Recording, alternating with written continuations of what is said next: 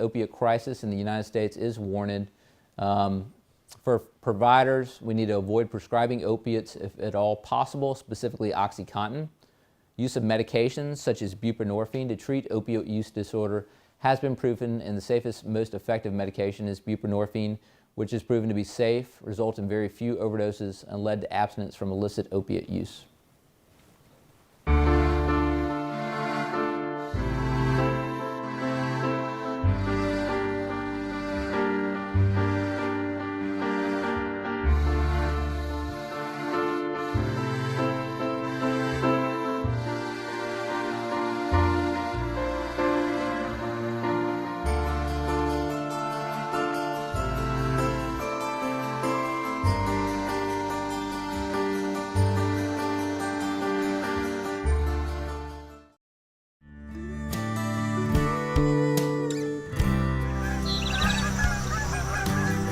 TNWildlife.org is your direct link to the Tennessee Wildlife Resources Agency.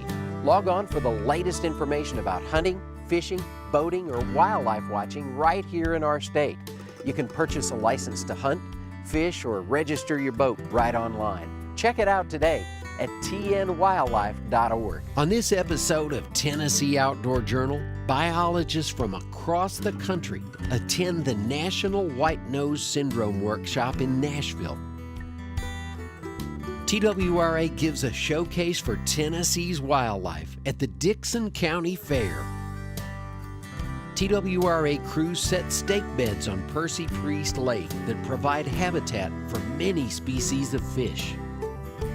Watch Scott and Austin as they have an awesome turkey hunt on Cheatham Wildlife Management Area.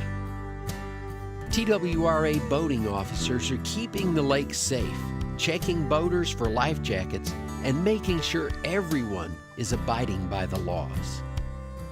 Learn about Hunter Ed instructor training and how important it is to keeping the hunter education program successful.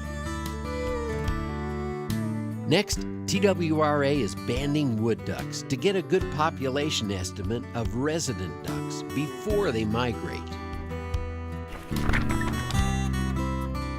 Tennessee Outdoor Journal is opening the cover and inviting you in for a behind-the-scenes look at the work being done every day by your Tennessee Wildlife Resources Agency.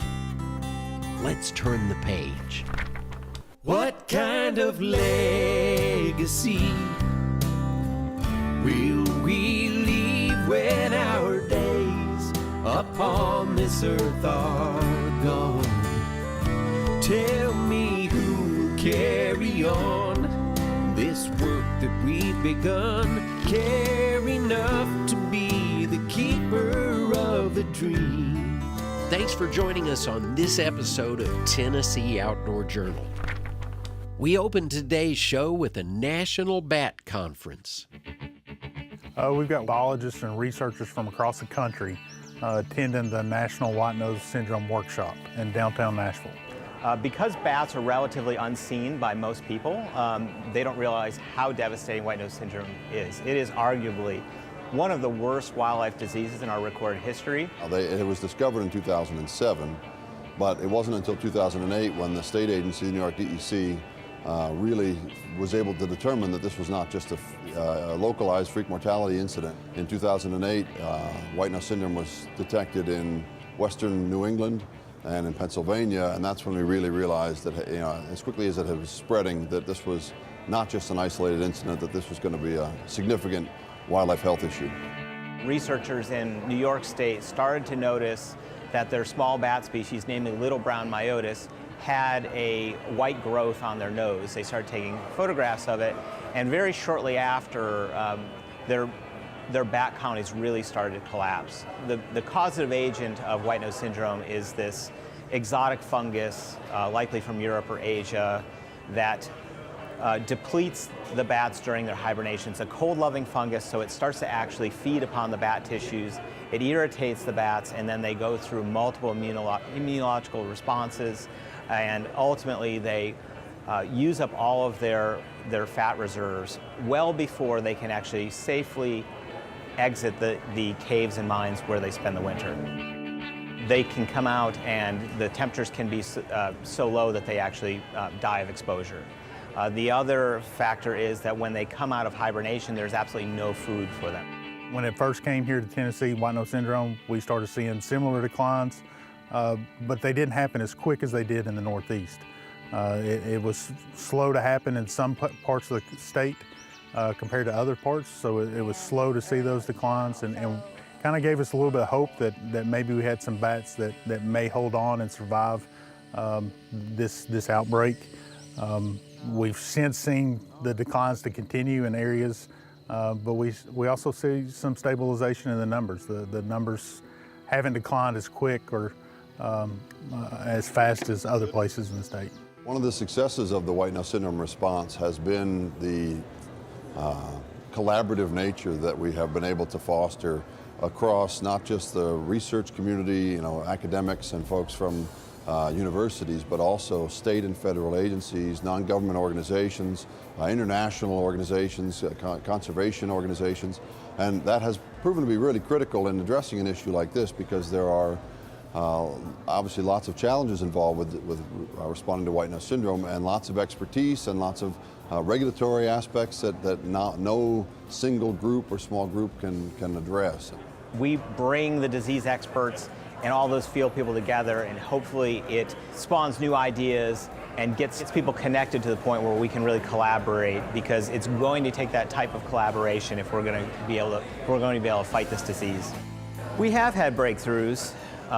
The difficulty is scaling those breakthroughs up to the point where it can be meaningful on a population level. When it comes to killing fungi, if you think about things like nail fungi or athlete's foot that people suffer with, these are very difficult cells or difficult organisms to eradicate. And so anybody who's had athlete's foot knows that it requires generally continued application of an antifungal product for weeks, sometimes even months. Now with white-nose syndrome, the fungus, we call it PD for short, infects bats, and these are wild animals that have a wild distribution.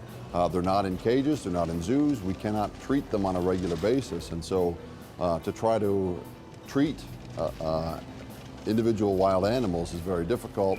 And now that the fungus is in the environment, it exists in caves and mines off of bats and can actually survive just in the cave soils.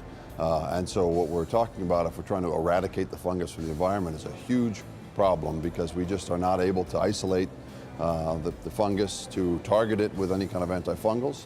We have treatments that involve orange oil, mushroom alcohol, volatiles that are derived from fungi that live in Bolivian pineapples. We have all these compounds, but getting them to the place where they can safely treat bats and also not harm our natural environment is a huge challenge.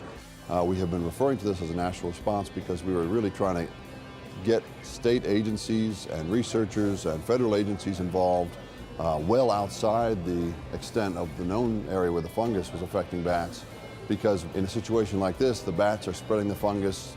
We have the potential for people to spread the fungus in great distances, and we really wanted folks outside of the known distribution of the fungus to be prepared to create response plans, to do baseline monitoring for bat populations, to do surveillance, engage in surveillance for the fungal pathogen, and really be prepared for the imminent arrival of the fungus, whether actually that imminence means the next year or 10 years down the road. It's really important that people be aware that this is coming, that they collect information, they be vigilant, and they work with the public to try to reduce the potential for human-mediated spread or the arrival of the fungus in a state or in a province that wouldn't otherwise happen except for bat-to-bat transmission. When it arrived, it was completely new, and we've really worked hard to try to figure out first what this fungus was, what it's actually doing to our bats, why our bats are behaving differently, why they're actually dying in the winter. We've come a long way, still have a long way to go. Hey, let's visit TWRA at the fair. Right now we're at the Dickson County Fair booth. It actually was a 4-year process. We started off in a real small building. This actually was a bathroom and showers. The building itself was built in 1949. It's one of the first buildings that was on the fairgrounds. They were originally going to tear it down. How are y'all? Myself and the Montgomery County officer, Jeremy Odom, we've kind of worked this fair together for several years, and we talked about it and